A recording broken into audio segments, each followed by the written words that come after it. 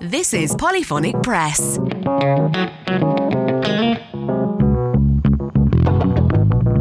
podcast where two music fans pick a classic album completely at random.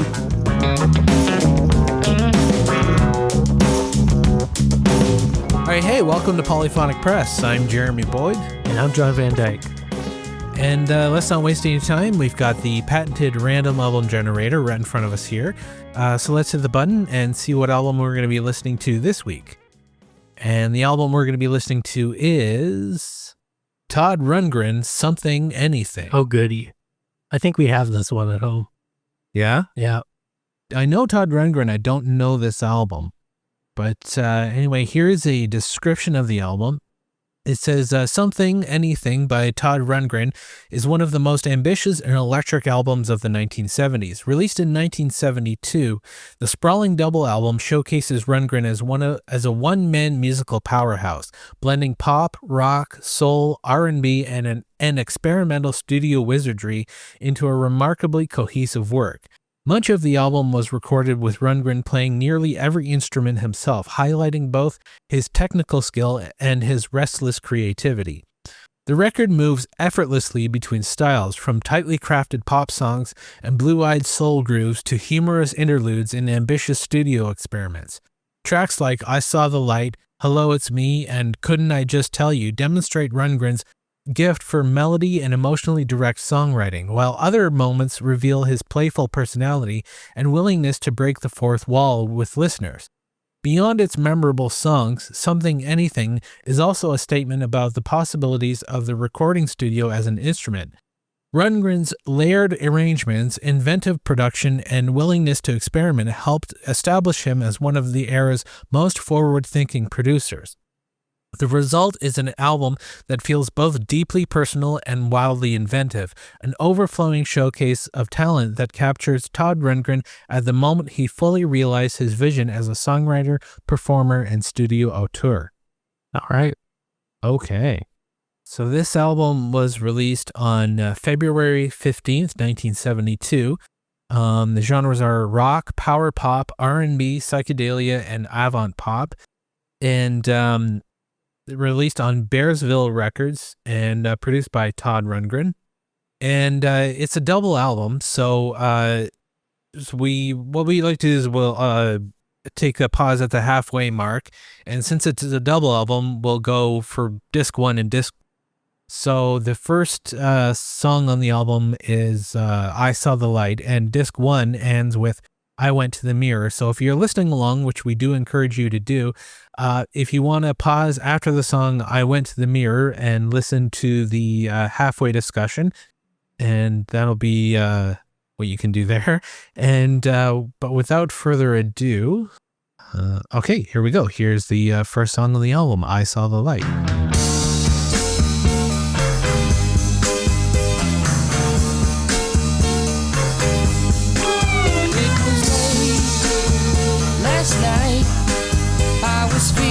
Something wasn't right. There was not another soul in sight.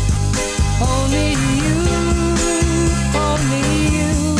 So we walked alone, though I knew that there was something wrong, and a feeling that feels so strong about you.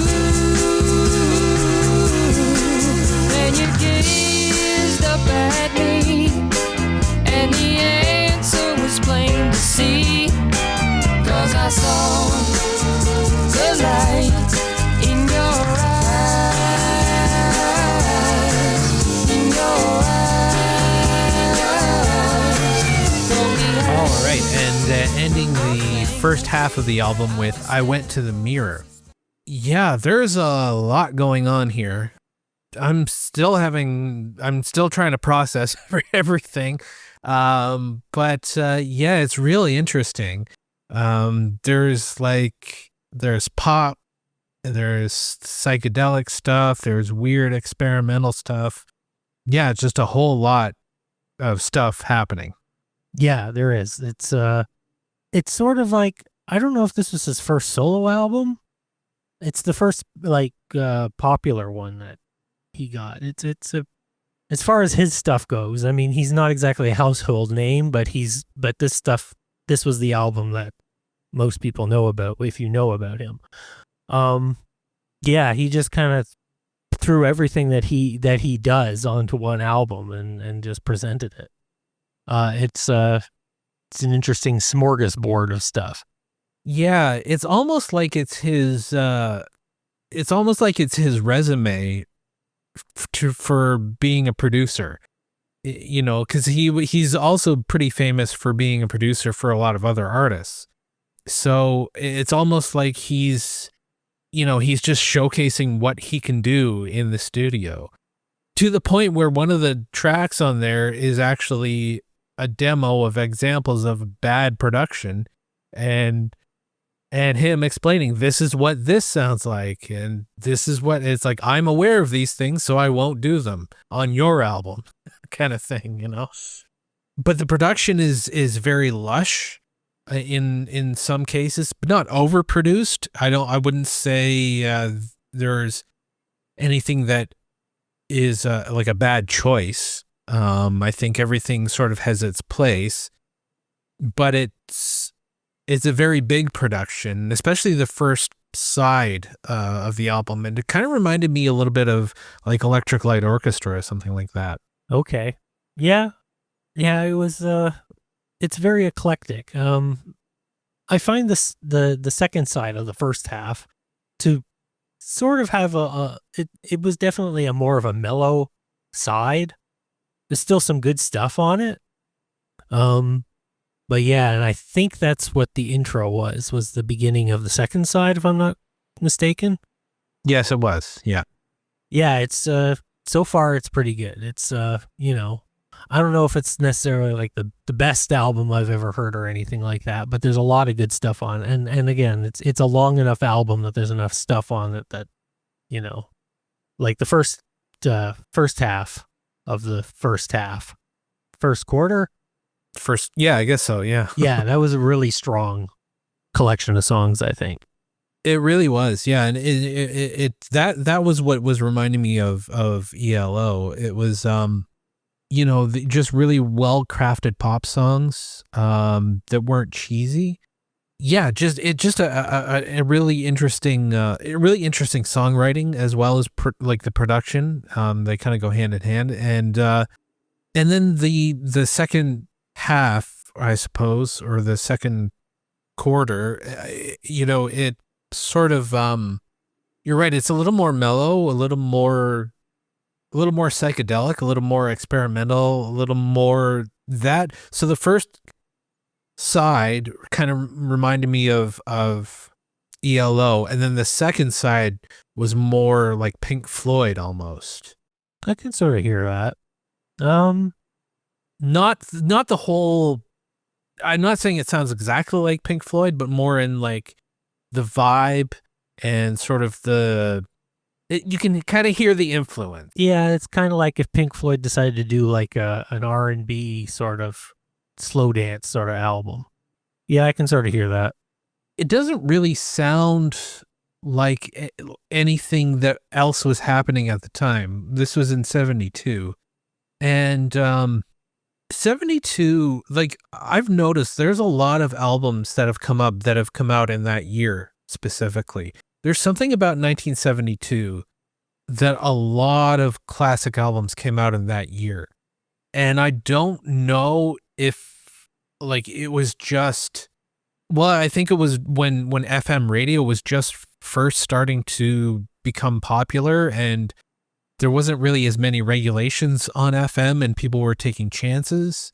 And I don't know if a lot of underground stuff became popular, or if, like, I don't really know why that year specifically a lot of classic albums seem to happen. And this one definitely sort of fits into that year of just throwing everything at the wall, kind of. That's very interesting. Like, I don't know a whole lot about, I know that FM was a thing that there were stations that would play basically whatever they want, but you don't hear too much about them. So it's hard to know exactly what the exact format was. I know they would sometimes play entire albums, so they would play some really obscure stuff, or they would play just whatever the hell they wanted. And I wonder if that sort of, it's sort of interesting, because I know in 1973, the first Nuggets collection came out, as far as like playing like older stuff that probably didn't get a lot of airplay. I'm sure someone was playing with that stuff somewhere. Yeah, he had like a couple of like big hits and stuff like that, but for the most part, this was, he's not really like a commercial artist for the most part. He's very much underground, and he's very much an artist's artist. Like he always he did whatever he wanted, you know, to the benefit or the detriment of whatever could be. It's just basically whatever he wanted. And Bearsville was his label. I know that. So Foghat was on that label. I'm trying to think of other bands that were on that label, but yeah, if you see Bearsville on there, you know this was Todd Rundgren's. It was a Todd Rundgren production. Yeah, and he was like a brilliant producer, absolutely. Or I guess still is. Like he did a remix of a Tame Impala song a few years ago, believe it or not. So, I mean, I get the feeling that he's sort of like a Brian Eno type, not the same at all, but he feels very at home in the studio. That kind of artist. Yeah, I mean, he produced that XTC album that we did. oh yeah, that's right. Yeah, he produced. I mean, he did "Bat Out of Hell" by Meatloaf.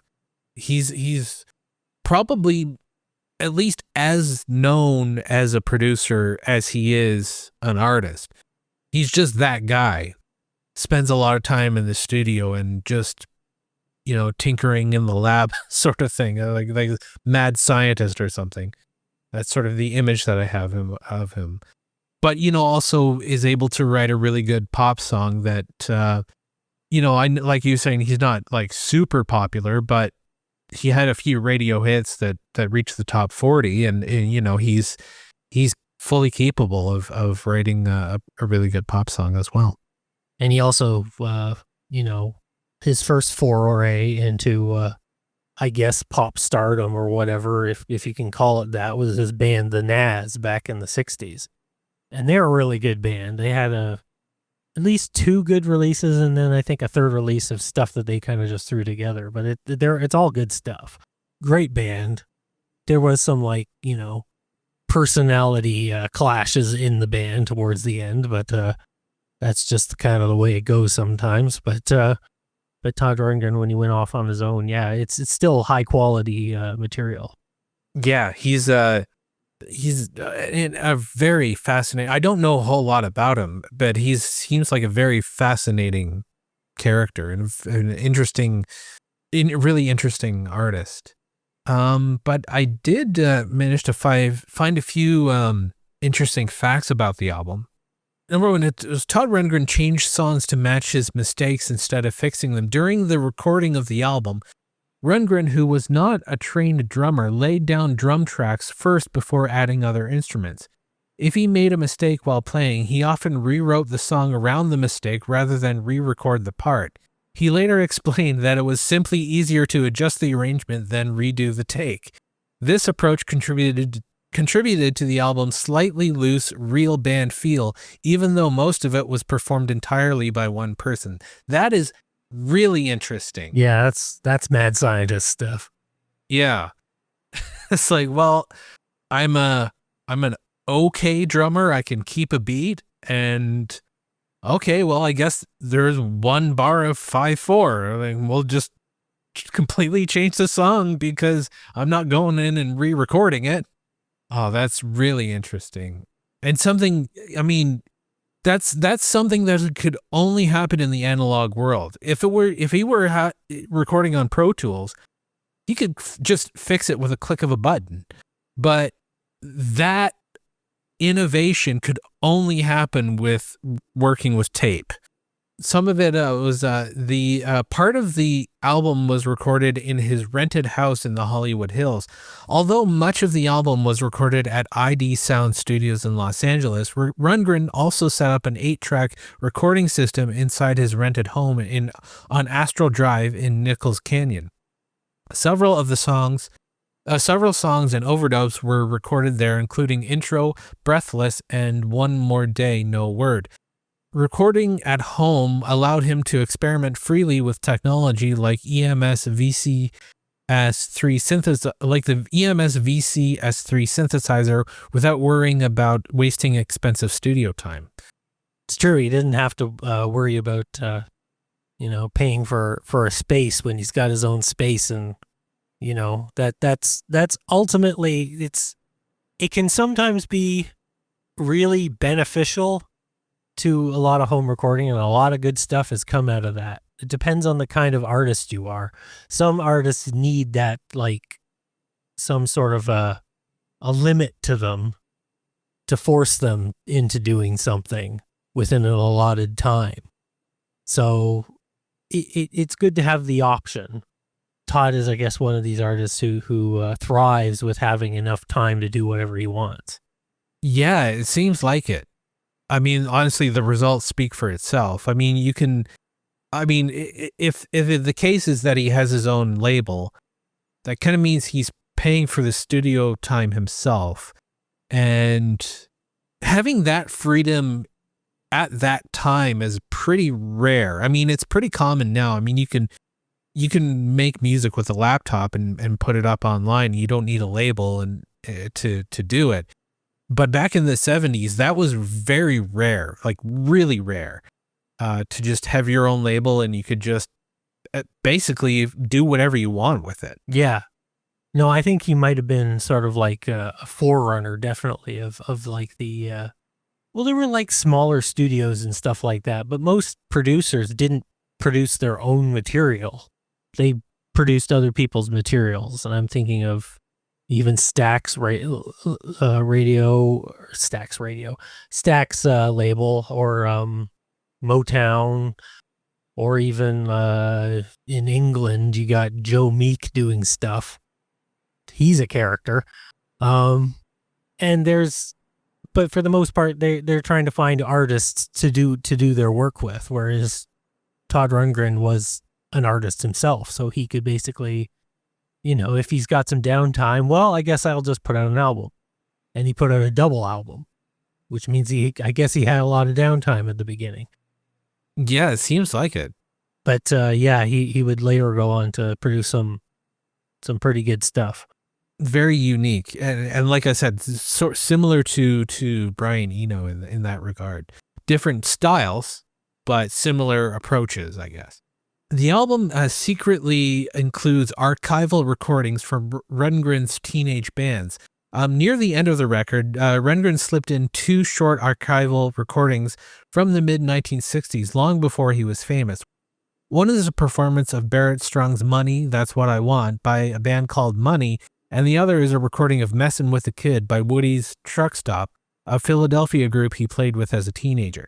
These snippets essentially serve as a musical time capsule of Rundgren's earlier career embedded inside the album. So that's kind of cool. I didn't know that. I didn't know those were on there. It's weird. We have the album, but we got so many albums, I don't necessarily get to hear all of them. My dad had all this stuff. I've heard little bits of this one for sure. But yeah, it's good listening through it all together. I'm probably going to dig it out and put it on the turntable. Well, I'm getting ahead of myself there, but that's okay. This is kind of cool. Is the album, and sort of what we were picking up on is the album's liner notes are packed with jokes and meta commentary. Rundgren wrote the liner notes himself and used them to satirize the music industry and album marketing. Each track is accompanied by humorous commentary, and the album's 4 sides are given tongue-in-cheek thematic titles. So the first side is called A Bouquet of Ear-Catching Melodies. Side 2 is the cerebral side. Side 3 is The Kid Gets Heavy, and side 4 is Baby Needs a New Pair of Snakeskin Boots, a pop operetta. Okay. The notes are almost like a comedic running commentary on the album itself, something that was highly unusual for rock albums at the time. So basically he's creating his own, like, you remember when DVDs came out and they would have the movie, but you could also play the movie with like the director and maybe some of the actors having commentary over top of it. He started doing that with his own album. Basically, the number 5 was the fourth side was intentionally recorded like a loose jam session. After the recording, most of the album alone, Rundgren decided the final side should feel completely different. He brought in other musicians and recorded much of it live in the studio with minimal rehearsal. For example, the famous version of Hello, It's Me was reportedly rehearsed and recorded in under 2 hours, with the horn lines and backing vocals improvised on the spot. And that's a song that goes back to the Nas. That's, I think he wrote it for the Nas, and I think it was even a regional hit.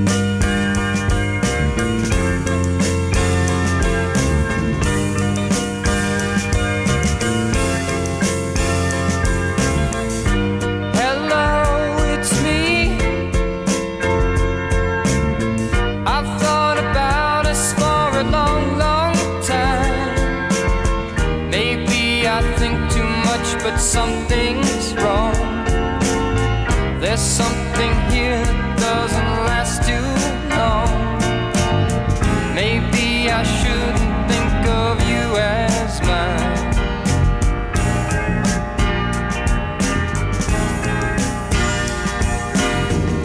See, yeah, he's from what is he from? He's from Los Angeles, isn't he? No, I think it was. I can't remember. I think it's somewhere on the East Coast. He was from. Where was the you read one of the bands that he was in that where it was from? Was it like Philadelphia or something? Yeah, Philadelphia. Yeah, I think that's where he's from. I think he's from Philadelphia. But once he's a big producer and everything like that, he gets around. That's cool. That I didn't know. I've heard the Nas. But I didn't know that Hello, It's Me was a hit for them. I didn't think they had any hits. I thought they were just sort of like an underground thing. They were largely an underground thing, but yeah. The what's that one song? Yeah, I know the one you're thinking of. Yeah, that was also a regional hit, I think. So, I'm gonna Open look My Eyes. That's gonna Open My Eyes. Yeah, that's a really good song. That's a really good song.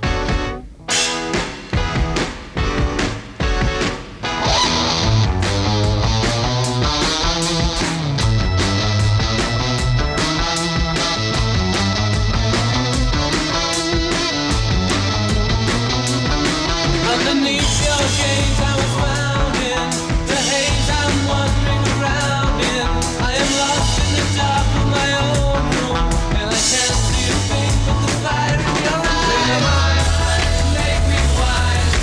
Oh, it's all I believe in lies. Don't know when or where to go, and I can't see a thing to open my eyes. I've been told by some you'll forget. Yeah, that's cool. I didn't know that they had. I didn't think they were that big. I thought they were more. They weren't really big, but a lot of bands will have like a regional hit that doesn't necessarily stretch anywhere beyond that. But that's if you're a local band in like Philadelphia, people can go see you, and back in the day, they could support you on the radio too. It's a little harder to do today. Now you got YouTube basically taking over all of that, and it's not perfect either. Right, exactly, yeah. But yeah, so I guess we'll get back into the second side of the album, and it starts with Black Maria.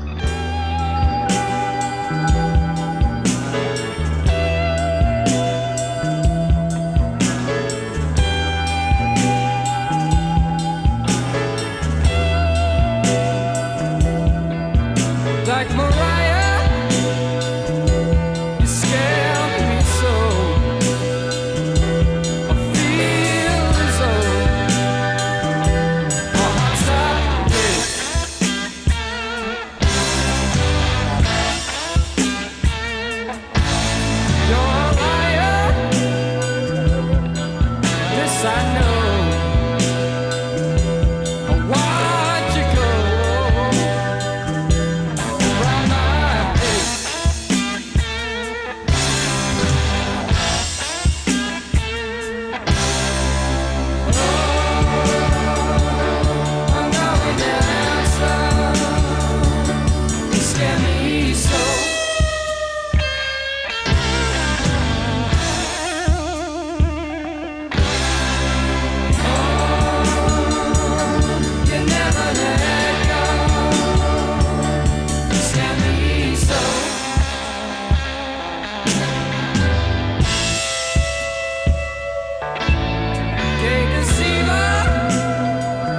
right, and ending the album with Slut. Yeah, this is a great album. It's got everything. It's sort of a wide range of styles, and they're all sort of grouped together, and so it's almost like an opera or something. It tells a story. You kind of don't notice that the styles are changing. It's the transition is kind of seamless. It's sort of like a rainbow, and it just sort of changes color sort of gradually, I guess, Yeah. I sort of noticed the direction that different sides have sort of taken, like the 4 different personalities that he sort of gave it to. The last half of the album, I think, is really vibrant, actually. There's a lot of good stuff going on. Yeah, that the saxophone solo in Dust in the Wind, it was like, holy shit. Well, I'm noticing some of the songs in there, like the less serious ones, remind me of like some of the less serious stuff of Harry Nilsson. Harry Nilsson or Frank Zappa. A little bit of Frank Zappa, maybe, yeah. Yeah, I can definitely hear that. Like Piss Aaron, I could see Frank Zappa doing something like that. I can see Harry Nilsson doing something like that.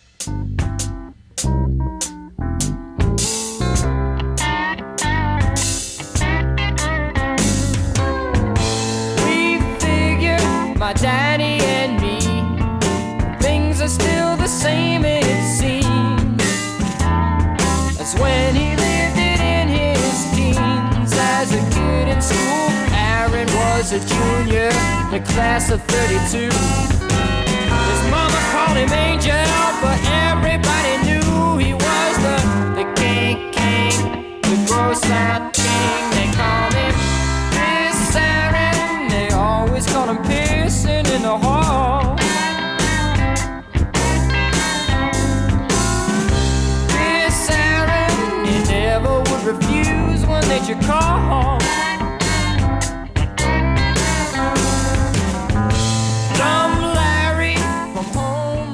But yeah, no, the last side was cool. Hearing the full band play, that was really cool. Actually, I don't think it was all the same people playing on everything. Just sort of whatever musicians were available that day, they would. Yeah, which wouldn't surprise me. He'd probably know a lot of people. Kind of curious what the band lineup is on that. So, you've got, Mark Klingman on drum or on organ. This is just Dust in the Wind. You've got Mark Klingman, Rick Derringer on guitar. Oh, wow. Okay. John Siomos on drums, Randy Brecker on trumpet, Michael Brecker on tenor sax. He was playing that sax. The Brecker solo. brothers. Okay. Who else have you got? Billy Mundy on drums, Amos Garrett. Okay. Ben Keith playing pedal steel. Oh, I think I've heard that name too. A good mix of musicians. No slouches, that's for sure. Yeah, no, you can definitely hear the difference between the studio players and what he played everything on. I mean, he played every instrument except for the last side. And you can definitely hear the difference. Not that his playing is bad or anything, but you can hear the difference between him piecing everything together and the live. Yeah, there's an energy difference, but he did a pretty good job of sort of, emulating the live off the floor feeling. But yeah, once he actually has the band in there, it's a completely other thing. But I really like it's quite a few songs on the third side as well. It's started with Black Mariah. That was a pretty good one. That was a good one, and Little Red Lights was good too. Little Red Lights, yeah, I like that one.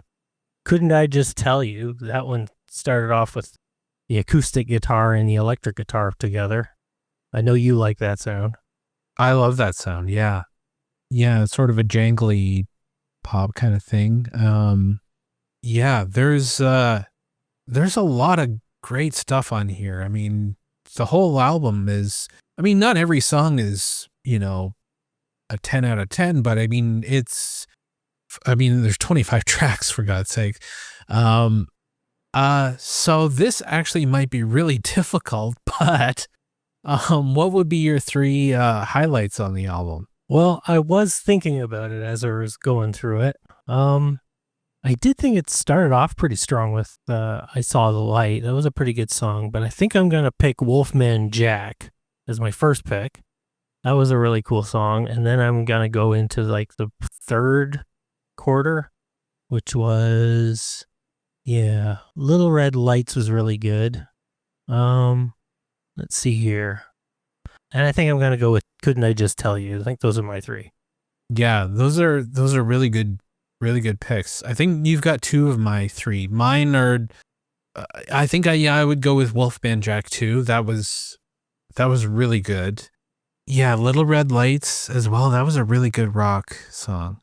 And honestly, I think I would go with Couldn't I Just Tell You as well. I mean, those are my picks as well. Yeah, pretty solid songs.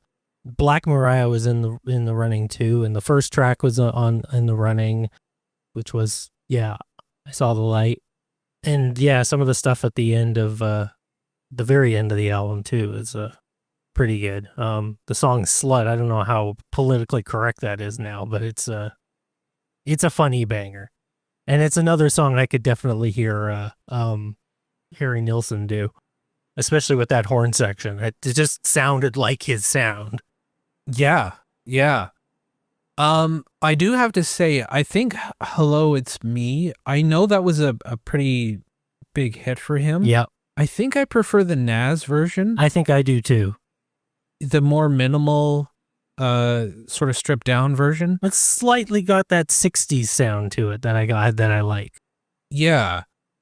I mean, this one it's not bad, but it's just a little too, there's a little too much on it. Like the horns and everything. I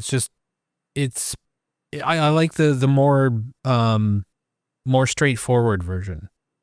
But I think I know the answer.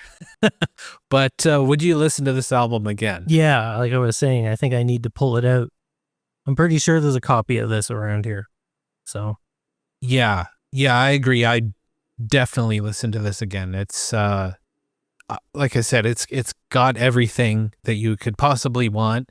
There's so much going on with. I think I need to listen to it again because there's so much on it. It's a little bit overwhelming to take everything in. A little bit, yeah. But yeah, I definitely want to listen to this again. But yeah, I guess we'll end the episode there. Thank you so much for listening if you made it this far. We would love to hear from you. If you want to go to the website, go to polyphonicpress.com/contact and drop us a line, and maybe we'll read your message on the air. And if you want to join the community, you can do that by going to our Patreon. Go to patreon.com/polyphonicpress. There's lots of cool stuff there. You can get these episodes the day before they go live, and get a shout out during these episodes, and even pick an album for us to review. So lots of cool stuff there. And if this is your first time listening, be sure to follow the show and leave a rating and review because it helps people find the show. And I think that just about does it. I'm Jeremy Boyd. And I'm John Van Dyke. Take it easy.